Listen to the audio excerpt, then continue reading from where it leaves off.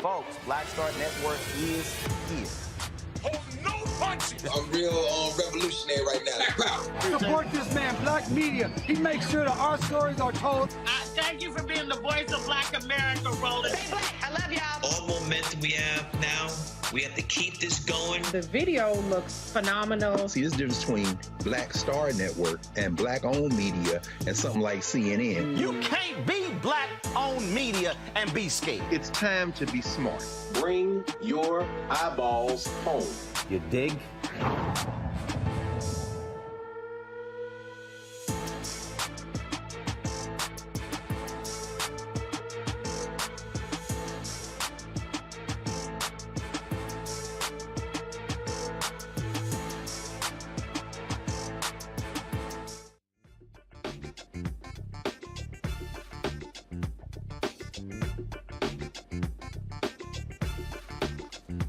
Hey folks, today is Thursday, October 13th. Sorry, October 12th, October 13th, 2022. Coming up on Roland Martin Unfiltered, streaming live on the Black Star Network, a case out of Virginia Beach, Virginia, where Donovon Lynch shot and killed by a cop in 2021. Now, his family has filed a federal lawsuit against the city. We'll talk with the attorney, former Lieutenant Governor Justin Fairfax of Virginia, as well as Donovon's father, about this case. Also today, January 6th committee gave their final public hearing. Folks showed damning evidence that Donald Trump absolutely was involved and engaged in starting this riot, this white domestic terrorist, on January 6, 2021. They also showed riveting video of members of Congress, Republicans and Democrats, sitting here calling for help, and how he sat in his dining room and just watched it unfold and didn't do a damn thing. They also have issued a subpoena for him to testify before the committee. Also, on today's show, we'll talk about the election, folks. A lot of new ads coming out. 27 days until the election. Democrats are increasingly concerned about Mandela Barnes in Wisconsin. Also, Dr. Oz is closing fast on John Fetterman in Pennsylvania. Democrats are also shifting money to Sherry Beasley in North Carolina. Tim Ryan, he destroyed J.D. Vance in their last debate. He is in the lead there, but again, it is tight across the board in all these Senate races and also in the House as well. So we'll break down what is going on in the campaign, as well as the Election Defenders Coalition, what is happening to protect rights to voters. Folks, Democratic nominee for governor in Maryland, Wes Moore, will join us to talk about his campaign not getting lots of attention. He very well could become the third African-American governor elected since Reconstruction. Also, in today's marketplace, folks, we'll talk to Body by Chris. She says she has products that can actually get you to slim down and make your butt larger, and without BBL, without Brazilian butt lift. Really? Yeah, we'll talk about her products as well. Folks, it is time to bring the funk on Roland Martin Unfiltered on the Black Star Network. Let's go. He's got it. Whatever the miss, he's on it. Whatever it is, he's got the scoop, the fact, the find. And when it breaks, he's right on time and it's rolling. Best believe he's knowing. Putting it down from sports to news to politics. With entertainment just for kicks, he's rolling. It's on go, roll, y'all. It's Roland Martin, yeah. Rolling with Roland now. He's funk, he's fresh, he's real, the best, you know he's Roland Martin now.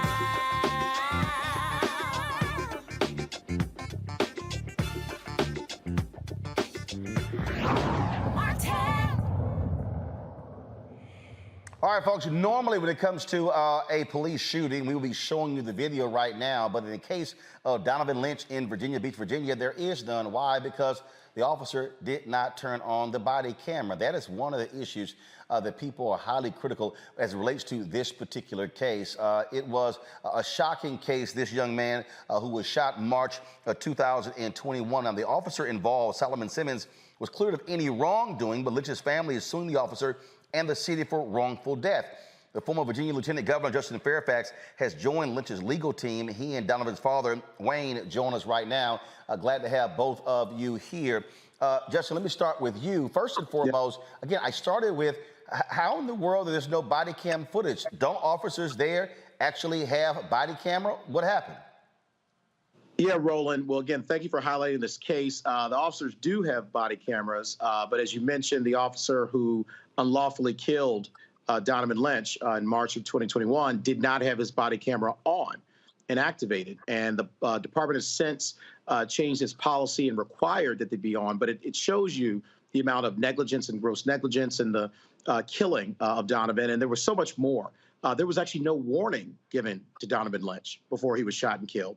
And so this officer, within roughly seconds of encountering Donovon and coming upon him, gives him no warning, does not have his body camera activated, shoots him twice, fatally, and then they render little to no aid. And as others have pointed out, they also left his body there for an inhumane amount of time. He was murdered roughly around midnight of that night. It wasn't until 9 a.m. roughly that his body was then moved to a place away from the scene. And so, this really is a horrific case. It is one where Wayne Lynch, his extraordinary father, has fought this fight for a very long time. I was honored to join as the lead legal counsel here and to fight for justice for Donovon, for this Lynch family that suffered for so long. And I'm joined in this fight by Thomas B. Martin, one of the finest lawyers in America. And we really are focused on getting justice for this family and correcting these policies so that this does not happen to any other family in Virginia Beach, anywhere in America. And really the eyes of the world are on Virginia Beach right now. It has got to rise to this moment. Donovon should be here with us today.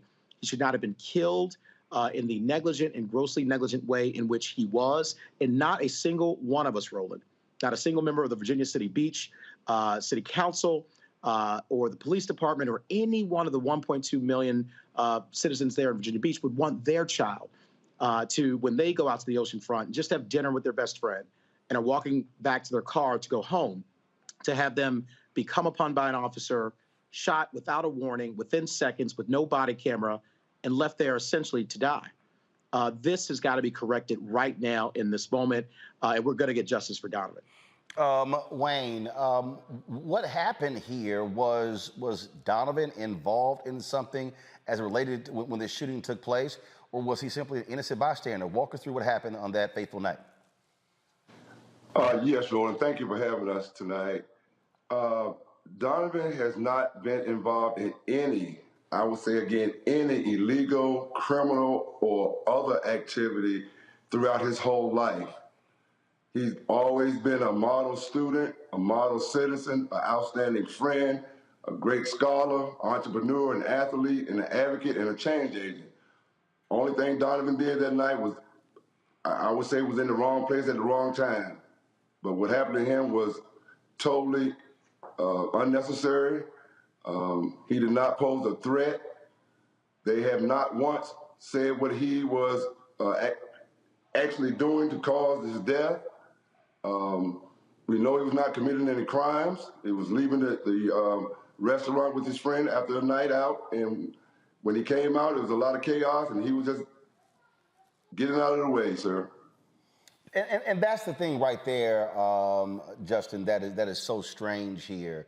Right. Right. That, in this chaotic scene, an officer says nothing, and now we have to now rely on witnesses and what they have to say, as opposed to having that body cam footage. And the reason police departments went to body cam footage is to be able to show in real time what actually happened, as opposed to relying on a police officer's account where we know for a fact they oftentimes lie.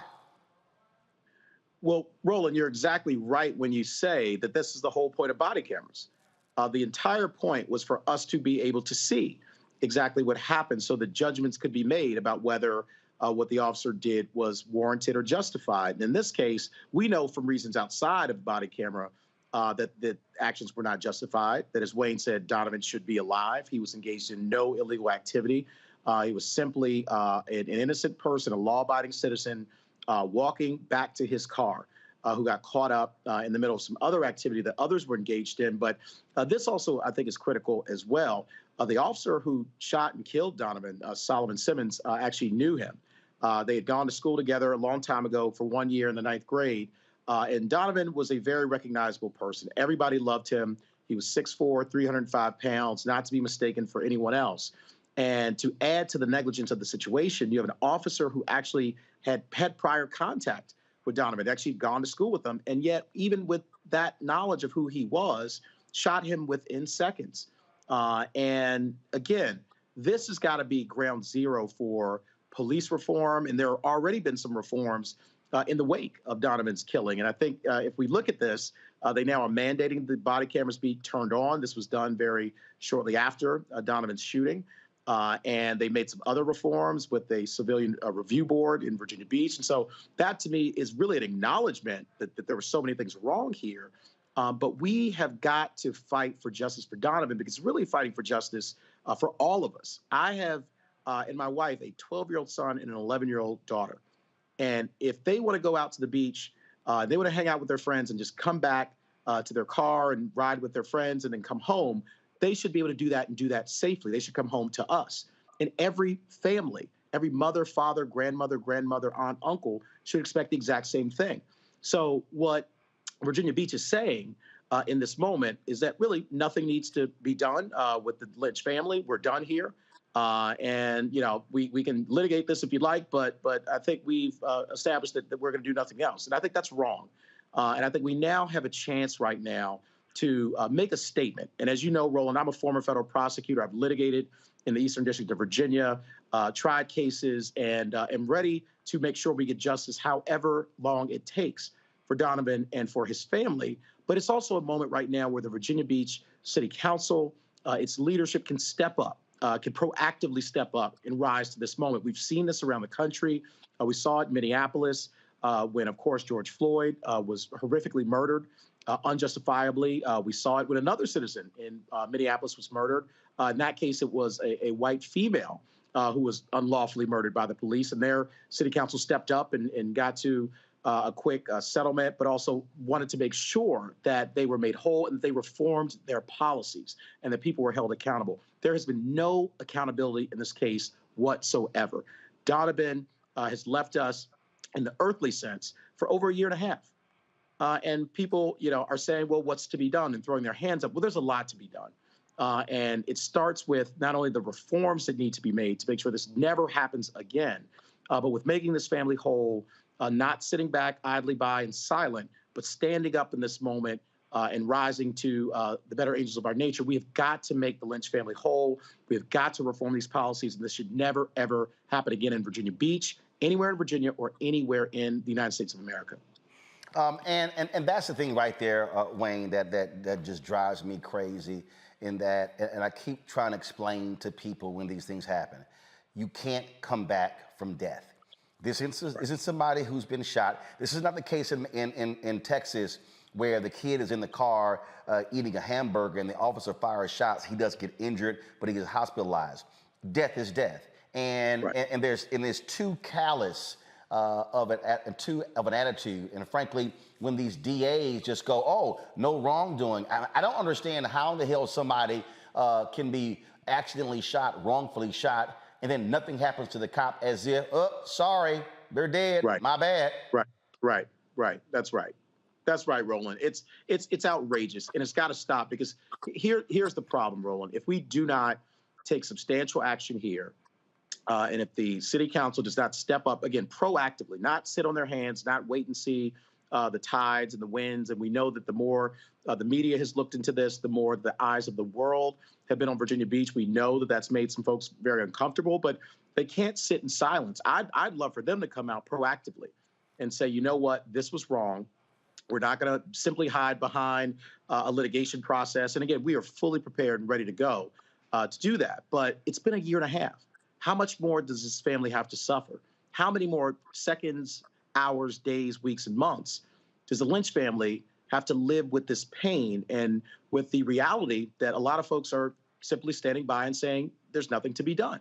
It's outrageous. And that's why really I was honored to become the lead counsel here in this case, again, joined by Thomas B. Martin, just a great lawyer. And the reason that we are fighting so hard, you heard it in the voice of Wayne Lynch, who is, again, an extraordinary man He raised Donovan for 25 years. Every second poured his heart and soul into this incredible young man, college-educated entrepreneur, gave so much to his community and said that he was going to change the world. Well, he is changing the world, but we need everyone to step up right now in this moment. We can't simply replay the exact same thing over and over and over again, because guess what? On March 26, 2021, it was Donovan Lynch. The next day, it was someone else. The next day, it's someone else. Tomorrow will be somebody else. It's got to stop. Wayne, final comment. Yes, I really do agree with Justin is saying. We have got to get control of what's happening in our communities as far as the gun violence and also police brutality. Like I said earlier, my son had nothing to do with anything that occurred down there. He was just out with his friend for a night out after a long pandemic season, and he was one of a kind, Roland. He was a father's dream. And I just want everyone to know that Donovan was the kind of person Donovan was, not how they portray him.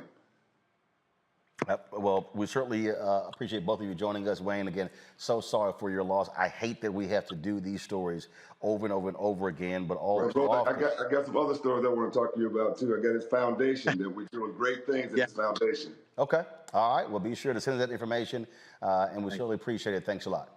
Thank you, Roland. God appreciate you, brother. Thanks for being such a leader, Roland. Thank you. I appreciate it. Thanks a lot. We're bringing in my pal, Dr. Greg Carr, Department of Afro-American Studies at Howard University, Torun Walker, founder of Context Media, Dr. Neon B. Carter, Associate Professor, University of Maryland School of Public Policy.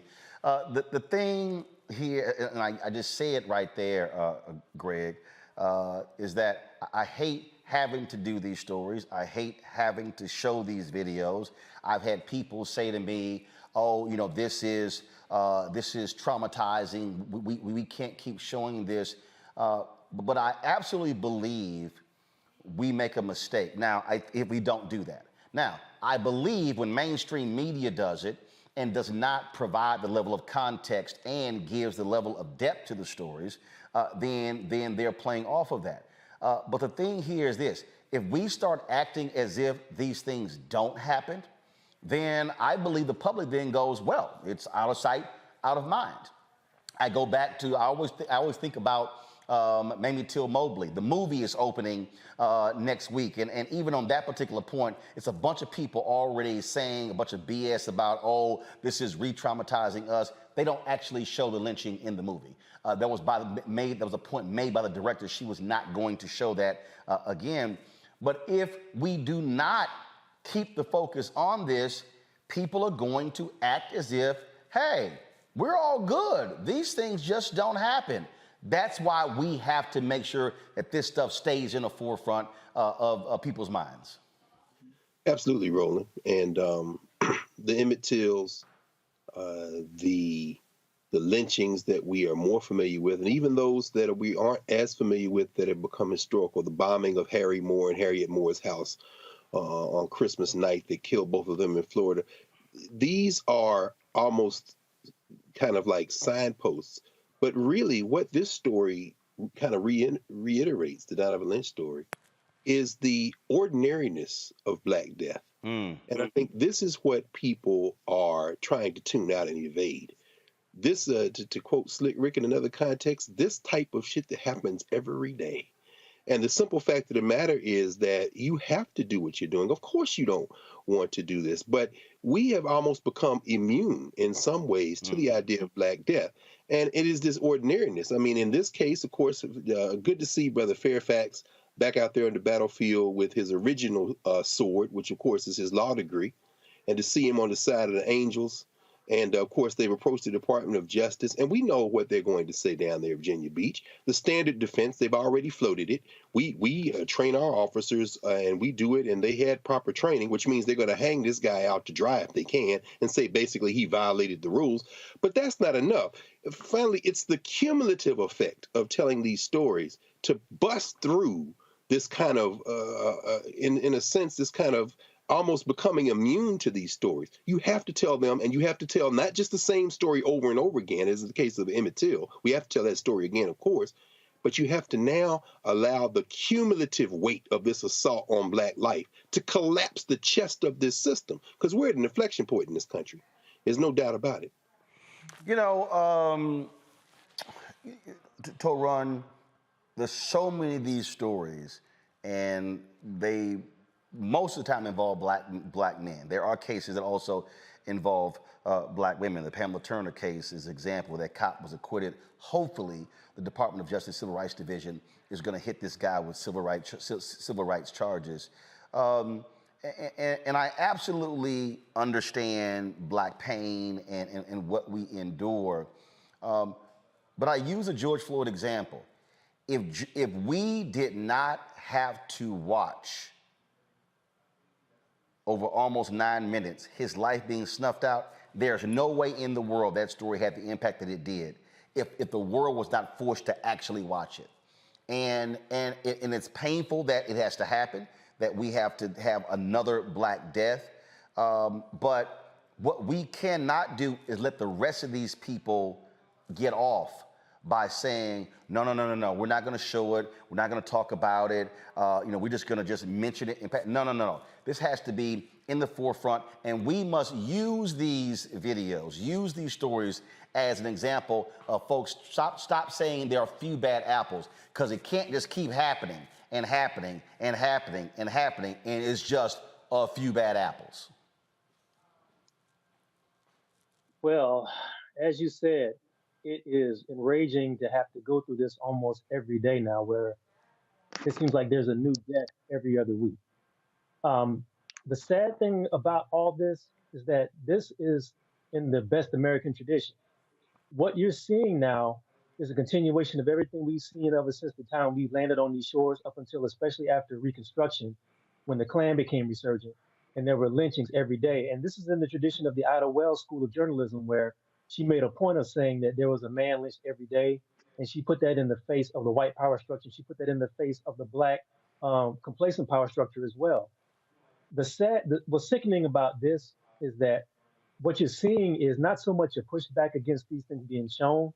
What you're seeing is the short attention span of the general public, and unfortunately the black general public as well, because if you don't put stories in front of people on a daily basis, things become out of sight, out of mind. In the wake of George Floyd, there was sort of a groundswell of awareness around the world about the plight of black people in America and what we were dealing with against the police. Now that some of that energy is kind of dwindled away, and now that some of that passion and some of those daily stories have kind of gone away, people have gone back to being complacent. And it's almost like the way you see in other populations when it comes to school shootings and mass shootings. It's become so complacent in American society. So of course it would make sense for the killing of black men and black women by police to be complacent in American life as well, because that barely gets any mention anyway. Now, two things here. Even if we take away the idea of this black man being wrongfully killed, there were so many police procedural failures that happened that are more than enough to get this officer called to account. For instance, why was his body camera turned off? If that is supposed to be received procedure, why was he violating that procedure? What happened up until the point that that man lost his life that we don't see? The other part of that is, you know how hard it is to get a conviction of a police officer, even when there's footage, even when there's video. There's no telling how hard this is going to be to try to get a conviction or even get charges brought against this officer with just he said and she say and his word against this man's family. It's going to be horrific. The other thing I want to say is this: whatever that gentleman was doing, whether he was guilty or innocent, whether he was a good person or a bad person, none of that matters. If you have a suspicion of somebody in the middle of any wrongdoing, you have a responsibility as a police officer to follow the law when you're apprehending a citizen.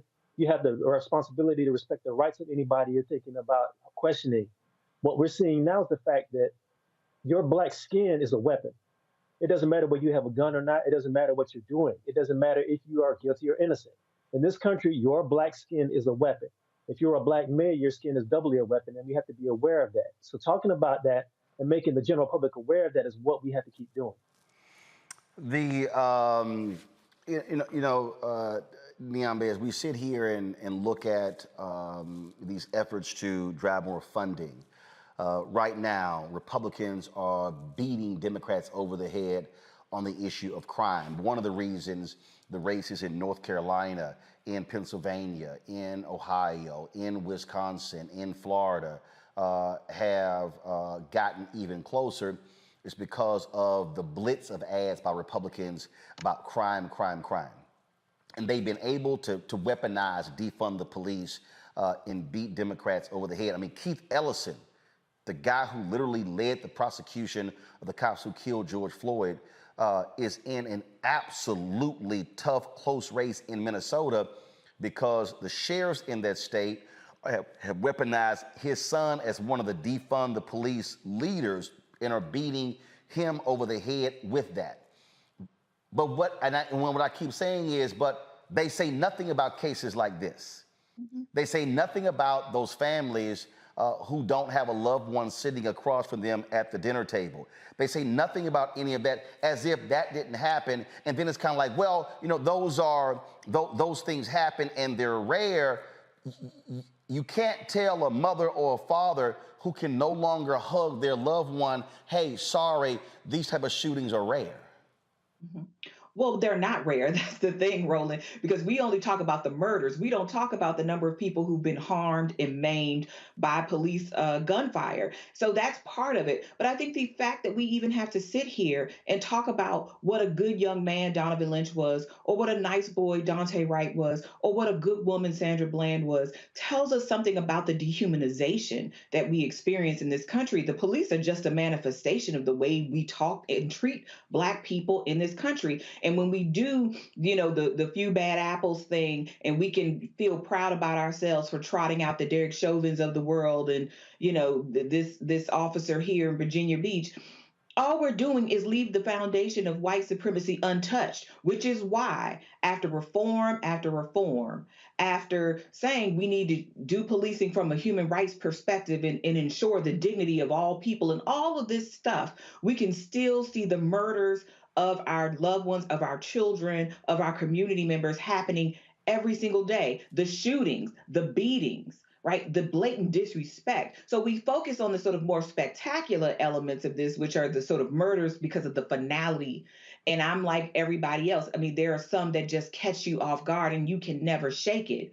But what about the number of people who are beaten in our communities, who are fearful? Because we know there are officers right now in D.C., for example, who've been reinstated to the police force, currently getting a check, who've been labeled a threat to the community. So this is not something that we can just say, oh, you know, there are a few bad apples. This is a practice and a pattern, right, in our country when we talk about law enforcement and when we talk about our communities. For example, we can use it politically. I mean, police officers are one of the few agencies that can get all the funding in the world with no proof that anything that they're doing is actually helping. Right? Like all we have to do is say, there's more crime, we need more money. And somehow there always seems to be more money for police, less money for social programs, less money for poverty reduction, less money for affordable housing, all the things that we know make for safer, healthier communities all the way around, not just where crime is concerned. And we know when people say crime in races, whether it be Maryland or Pennsylvania or anywhere else, who they're talking about. Right? Crime is just a dog whistle because that's one way to get people riled up to think about Black folks. And then, you know, ta-da. But here's the deal. We're going to talk about it later, but the reality is that has always been very effective with white voters in this country. Oh, absolutely. For sure. That's what I mean. Yeah, hold tight 1 second, folks. We're going to talk about crime next, and that is those white domestic terrorists who committed massive amounts of crime on January 6th. Damning video released today by the January 6th committee. We're going to talk about that also. Again, we'll break down what is happening politically. We are 27 days away from the midterm elections, and the races are getting closer. It's tighter. There's so much that is at stake. Republicans desperately want to take over the House as well as the United States Senate. Democrats are trying to hold on to at least one of those chambers. It's 50-50 in the Senate. And again, the odds of them holding onto the House are slim as well. And so we'll talk about that, the impact of really what's happening in the election. And so a lot more to cover right here on Roland Martin Unfiltered on the Black Star Network. First of all, if y'all watching on YouTube right now, almost 2,000 folks. Why we don't have 2,000 likes? Y'all, this is real simple. If you pop on and watch, click the like button. It ain't that hard. And so just click the doggone like button. When I come back from this break, I should see 2,000 likes, okay? And understand when you click that like, that has an impact on the video being recommended in the YouTube algorithm, which also drives the revenue for the show. And so I'm not just asking you for it because I want to see some likes. That also helps us economically when it comes to this show. Now, if you want to download the Black Star Network app, there's no reason we shouldn't be at 50,000 downloads right now. Keenan, send me a text, let me know where we're at right now with our downloads. Keenan's my digital guy. But you should download the app, folks, and where all of our shows, all of our content, not just my show, Project Muhammad show, shows from Deborah Owens, Jackie Hood Martin, from Stephanie Humphrey, from Greg Carr, and Rolling with Roland are all on the platform, plus all of our specials, all of the other things that we cover. And so everything that we do is right there on the app. Download it on Apple phone, Android phone, Apple TV, Android TV, Roku, Amazon Fire TV, Xbox One, Samsung Smart TV. Also, the dollars you give to support this show allows us to do what we do. So please support us financially. Send your checks and money orders to P.O. Box 57196, Washington, D.C. 20037-0196. Cash App is $RM Unfiltered. PayPal is R Martin Unfiltered. Venmo is RM Unfiltered. Zelle is Roland at RolandSMartin.com, Roland at RolandMartinUnfiltered.com. And folks, if you give during the show to Cash App, PayPal, Venmo, or Zelle, I'll shout you out during the show. Our goal is to get 2,000 people this month contributing at least $50 each to raise $100,000. Again, I told y'all last night, the monthly expenses to do what we do is $184,000. Okay, that's real. So when I hear people talking about what we need and we need our own black news and our own our coverage, y'all need to understand that stuff actually costs money. Staff costs money. The internet costs money. Everything costs money. I told you last night, our Comcast bill to do fiber, to be sure, because remember when we did the previous location, we got knocked off the air several times. Well, that alone is almost $3,000 to have the highest level of internet. This ain't your home Wi-Fi, y'all. That's not what it is. And so just a perfect example of what the costs are for what we do. And so it matters, and that's why your support absolutely matters.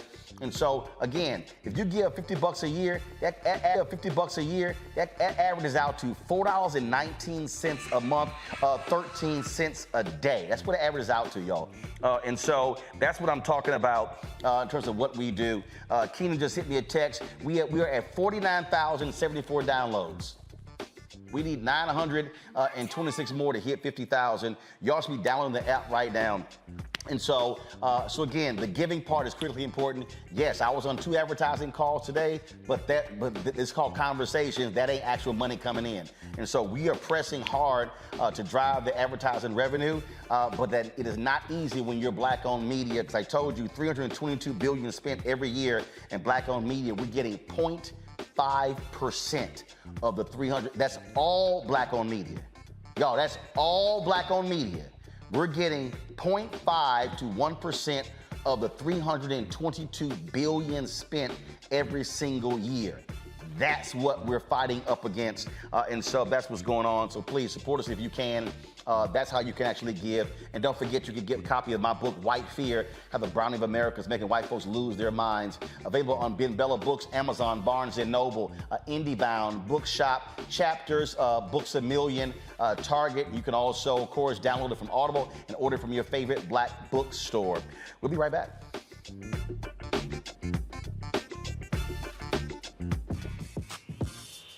When we invest in ourselves, our glow, our vision, our vibe, we all shine.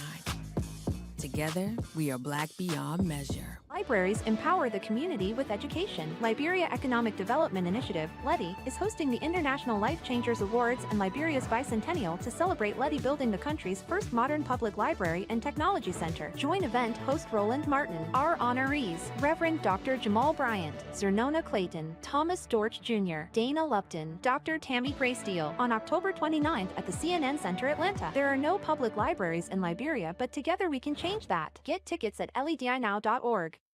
When we invest in ourselves, we all shine. Together, we are black beyond measure. You know what's on the ballot.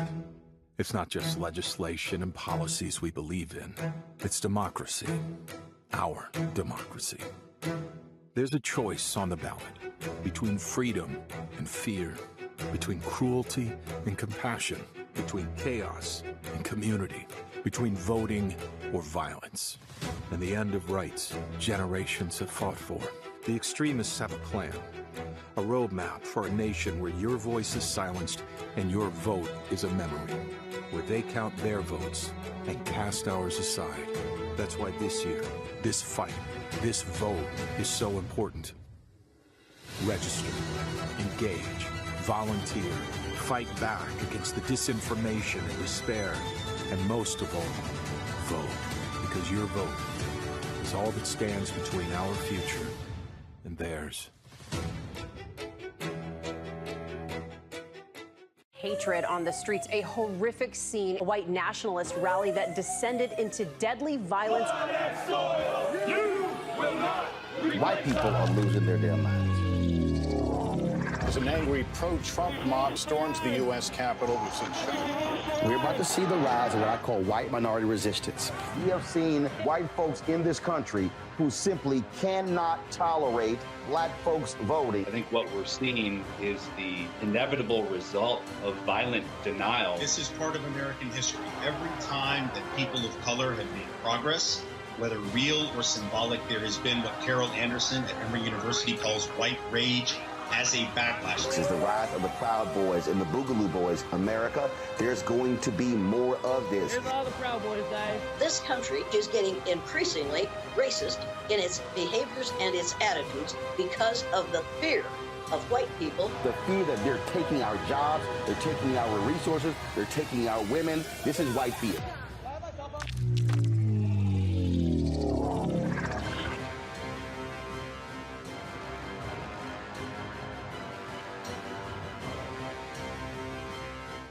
I'm Vivian Green. Hi, this is Essence Atkins. Hey everybody, this is your man Fred Hammond, and you're watching Roland Martin, my man, Unfiltered.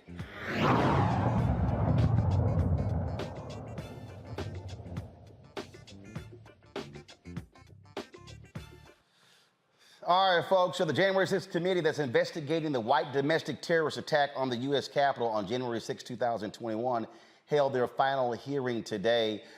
They showed even more damning evidence of how complicit Donald Trump was in that particular day, to the point where the committee actually issued a subpoena to the Orange One. Other witnesses have also gone to enormous lengths to avoid testifying about their dealings with Donald Trump.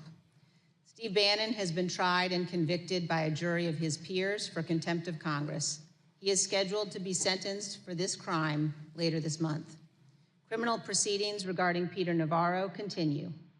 And Mark Meadows, Donald Trump's former chief of staff, has refused to testify based upon executive privilege. The committee's litigation with him continues. Mr. Chairman, at some point, the Department of Justice may well unearth the facts that these and other witnesses are currently concealing. But our duty today is to our country and our children and our Constitution. We are obligated to seek answers directly from the man who set this all in motion. And every American is entitled to those answers, so we can act now to protect our republic. So this afternoon, I am offering this resolution that the committee direct the chairman to issue a subpoena for relevant documents and testimony under oath from Donald John Trump in connection with the January 6th attack on the United States Capitol. Thank you, Mr. Chairman. I yield back. Gentlelady yields back. If there's no further debate, the question is on agreeing to the resolution. Those in favor will say aye. Aye. Aye. Those opposed is no. In the opinion of the chair, the ayes have it. Mr. Chairman, I request a recorded vote. A recorded vote is requested. The clerk will call the roll. Ms. Cheney? Aye. Ms. Cheney, aye. Ms. Lofgren? Aye. Ms. Lofgren, aye. Also during the hearing, the committee showed never before seen the footage of what Democratic and Republican leaders were doing, how they were scurrying, trying to get some help. Donald Trump lied by saying Nancy Pelosi and others did nothing, called no one. Folks, this video, now we all know he a damn lie. We know he's a liar. He lies about lies. But this video shows you how scared they were, and it shows you how inept these people were, how ridiculous they were, and frankly, how shameful they were. Watch this. We're starting to get surrounded. They're taking the north front scaffolding.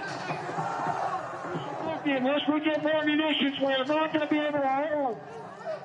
The door has been breached, and people are gaining access into the Capitol.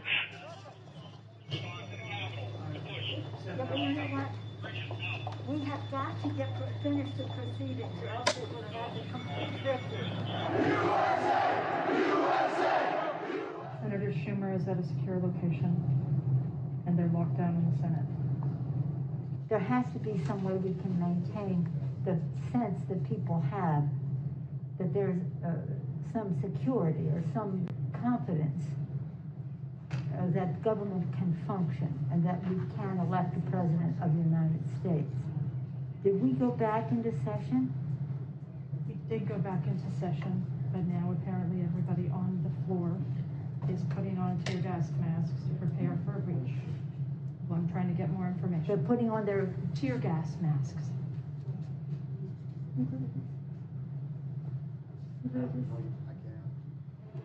We need an area for the House members. They're all walking over now through the tunnels.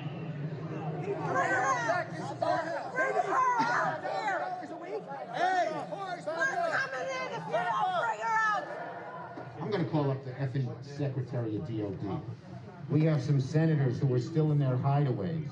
They need massive personnel now. Can you get the Maryland National Guard to come too? I have something to say, Mr. Secretary. I'm going to call the mayor of Washington, D.C. right now and see what other outreach she has to other police departments, as Leader Hoyer has mentioned. Get him up!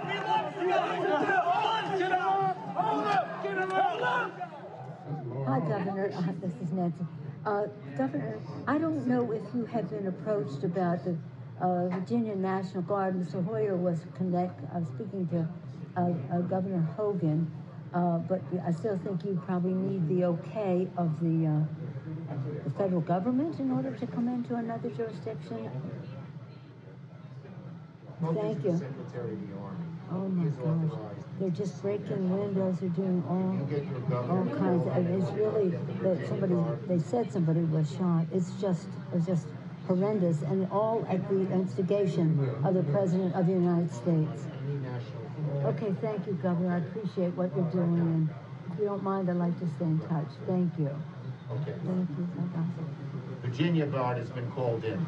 You know, I'm just talking to Governor Northam, and what he said is they sent 200 state police and a unit of the National Guard. They're breaking windows and going in, obviously ransacking our offices and all the rest of that. That's nothing. The concern we have about personal harm, personal safety is just transcends everything. But the fact is, on any given day, they're breaking the law in many different ways. And quite frankly, much of it at the instigation of the President of the United States.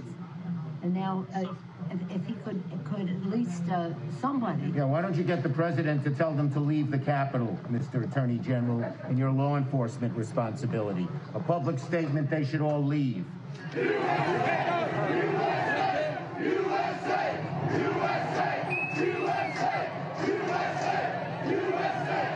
This cannot be just we're waiting for so-and-so. We need them there now, whoever you got. You have. Okay? You also have troops. This is Steny Hoyer. Troops. Okay, so we have a Fort little bit of time McNair, to make that decision. Andrews Air Force Base. All right. Other military bases. Thank you. We Thanks, need Paul. active duty National Guard. How soon in the future can you have the place evacuated and pulled, cleaned out? I don't want to speak for the leadership that's going to be responsible for executing the operation, so I'm not going to say that because they're on the ground and they're the Well, just pretend for a moment it was the Pentagon or the White House or some other entity that was under siege. And let me say, you can logistically get people there as you make the plan.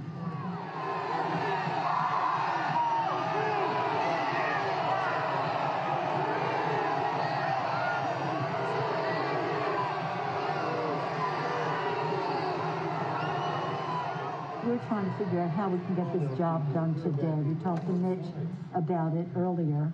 He's not in the room right now, but he was with us earlier and said, you know, we want to expedite this, and hopefully they could confine it to just one complaint, Arizona, and then we could vote, and it would be, you know, then just move forward with the rest of the state. The overriding wish is to do it at the Capitol.